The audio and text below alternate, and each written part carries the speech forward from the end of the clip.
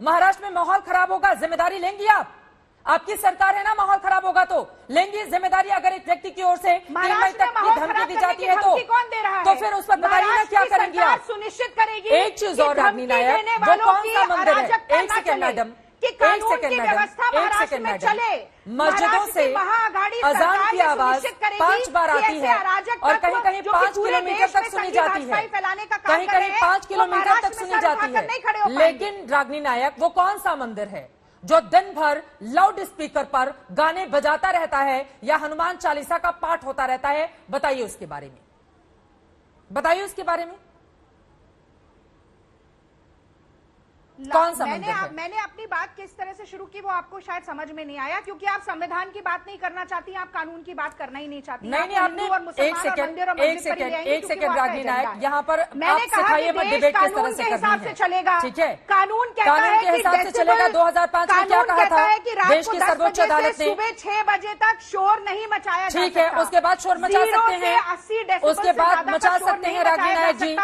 अगर मस्जिदों से मचाया जाएगा तो मस्जिद को भी नोटिस मिलेगा, अगर मंदिर से मचाया जाएगा तो मंदिर को भी मिलेगा। मैंने आपसे सवाल क्या पूछा है? मैं कहती हूँ मैंने आपसे सवाल पूछा है, मैंने आपसे सवाल पूछा है, वो कौन देश का मंदिर है? मैं उसी का वो देश का कौन सा मंदिर है जहाँ पर? एक सेकंड मैडम, धमकी नहीं दे सकते। नहीं, देखिए अब गलत बयानी नहीं, गलत बयानी नहीं, गलत बयानी नहीं। आप मेरी बात सुनिए मैडम, आप मेरी बात सुनिए, रागनी नायक जी मेरी बात सुनिए। रागनी नायक जी, आप मुझे बताइए वो देश का कौन सा मंदिर? मैं पूछ तो रही हूँ, मैं पूछ रही हूँ वो कौन सा मंदिर है जहाँ पर लाउड स्पीकर दिन भर बजता रहता है? आपने सवाल पूछा, मैं जवाब दे रही हूँ, आप लगातार बीच में मैं यहाँ पर कांग्रेस पार्टी की रैली में भाषण देने के लिए रागनी नायक आपको नहीं बुलाया है, मैंने डिबेट में बुलाया है, इस वजह से आपसे सवाल है। मैं आपसे आपने मंदिर का जिक्र किया ना, आप बताइए मुझे। कराना ही नहीं आता चित्रा जी। ठीक है रागनी नायक, कम से कम आपसे रागनी नायक मुझे सीखने की जरूरत नहीं है, अच्छे से कर रही है। आपसे सीखने की जरूरत नहीं है रागनी नायक जी, आपसे सीखने की जरूरत नहीं है, ठीक है? जनता देख रही है आपको, आप सीख ही नहीं सकती। ठीक है, जनता को देखने दीजिए, जनता को देखने दीजिए रागनी नायक जी, ये तरीका गलत है। आपको टॉपिक पता था कि आप जिस कौन से टॉपिक पर, बिल्कुल गलत बात है। आपसे मैं सवाल पे क्या पूछ रही हूँ, आपसे उलझ रही है, ठीक है? उस पर ही जाते हैं संदीप देश पांडे जी, संदीप देश पांडे जी, बिल्कुल सुनाई दिया मुझे, और उसके बाद आप किस मुद्दे पर आ गए उस पर भी मैं आ गई। का पाठ करिए, जरूर करिए, कौन मना कर रहा है?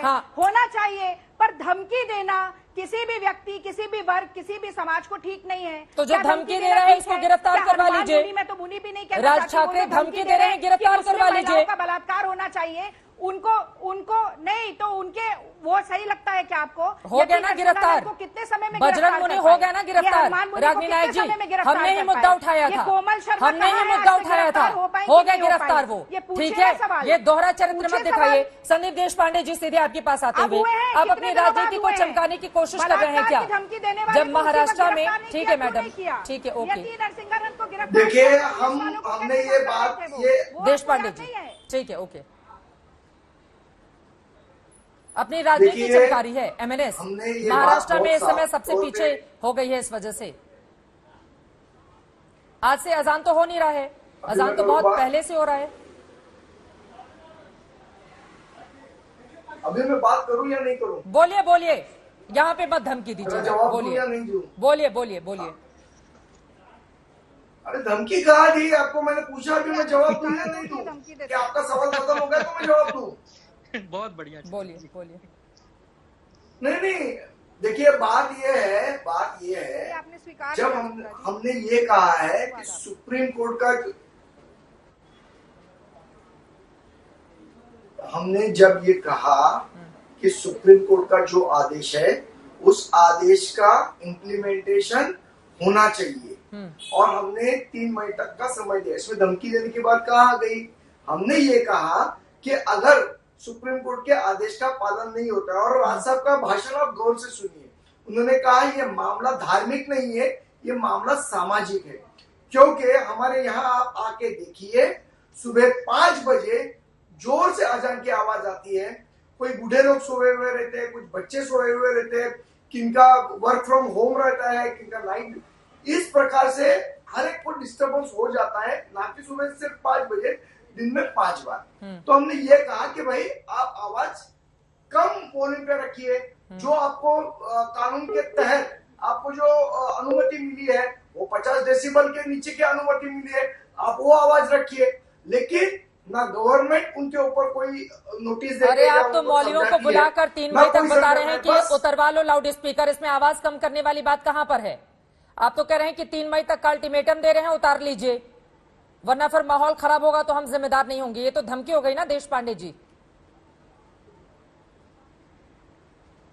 धमकी हुई है ना, और डरते नहीं है हम जो बात कहते हैं वो कहते हैं। हाँ, भागते नहीं है उससे। चित्रा जी आ रही हूँ, मेरी बात सुन लीजिए। हाँ। मेरी बात सुन लीजिए।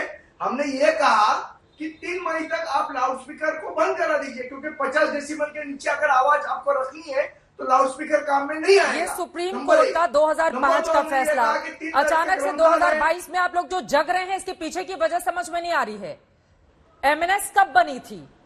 एमएनएस कब बनी थी? 2005 के बाद। 2005 में सुप्रीम कोर्ट ने यह फैसला दिया था।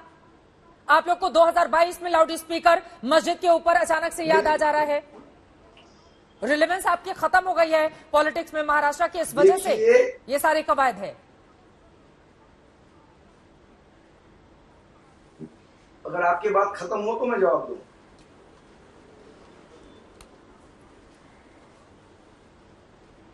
बात बहुत गौर से सुनिए। ये मुद्दे को हमने आज नहीं उठाया है।